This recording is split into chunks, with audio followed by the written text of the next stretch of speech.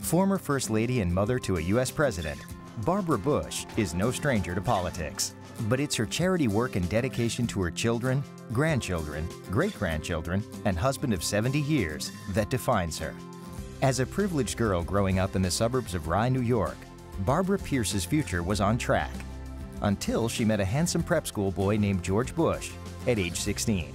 I thought she was very beautiful, and she was very popular, so I got somebody to introduce me to her, and it was love at first sight. Barbara married George Bush on January 6, 1945. A year later, she gave birth to their first child, George Walker Bush, and the couple moved to Texas. They really did leave a cocoon of privilege in the East to really strike out on their own in Texas in the 40s and 50s. And I think she always had a great sense of adventure. And she loved the person she refers to as George Bush so much. He's never George, he's George Bush. In September of 1949, Barbara received terrible news that her mother died in a fatal car accident. Barbara was pregnant with her second child and was advised not to travel for the funeral. She never got to close that loop. I think it made it hard for her to recover from her mother's death. She was just gone one day. It's tough. Barbara named her new baby Pauline Robinson Bush after her late mother. The Bushes nicknamed her Robin. Unfortunately, only 4 years later, the same year their son Jeb was born, Robin died of cancer. It was Barbara's unwavering strength that got her and her family through those difficult times. For some reason, the loss of a child is even more painful than the loss of a parent. But she was very strong about all this. Barbara and George went on to have 2 more boys, Neil and Marvin, and another girl, Doro. George set his sights on politics, while Barbara looked after her growing family. She became the family disciplinarian. I've been reprimanded by Barbara Bush as a child, and I've been reprimanded as an adult. And in both circumstances, it's not very much fun. In 1967, when George won his seat in Congress, the Bush family began their political journey. And in 1981, when George was appointed vice president, Barbara became the second lady of the United States. Being a political wife might look easy, but it's incredibly hard work. She's always represented the country, I think, with great distinction. Now in the national spotlight, Barbara took on a cause that became a personal crusade: literacy. All experts tell us that the way a child learns to read starts at home.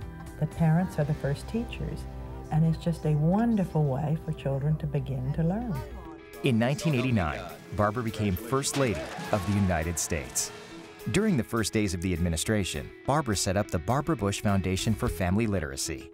Barbara's 2 books, See Fred's Story, released in 1984, and Millie's book, published during her last year in the White House, went on to raise millions of dollars for literacy projects. Barbara's time as First Lady came to an end after 4 years when George lost his bid for a second term to Bill Clinton in 1993.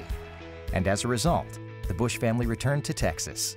They have been at the top and they've been at the bottom, but the Bushes just always seem to get past everything. They believe in prayer and they have a very deep faith. Humor has gotten them through so much in life. By 1998, the Bush family made a major political comeback. When Jeb and George decided to run for governor, I think my mom was really kind of had mixed emotions. It was like, oh, no, not again. Are you serious? Why go through this place? Do you realize what it's like? And then on the other side, there's just enormous pride. In 2001, George W. Bush became President of the United States, making Barbara the only woman in 200 years to have been First Lady to one president and mother of another. This was just overwhelming to both Barbara and me, just totally overwhelming.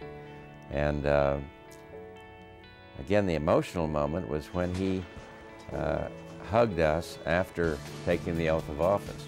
To celebrate her 90th birthday, Barbara Bush's best-selling autobiography, Barbara Bush, a Memoir, was re-released, this time featuring heartfelt essays from all of her children. A tireless advocate of literacy, fierce protector of her family, and admired for her warmth, resilience, and keen wit. Barbara Bush is a fine example of someone who has lived life to the very fullest. And she continues to do so with absolute vigor alongside her children, grandchildren, great-grandchildren, and husband of 70 years.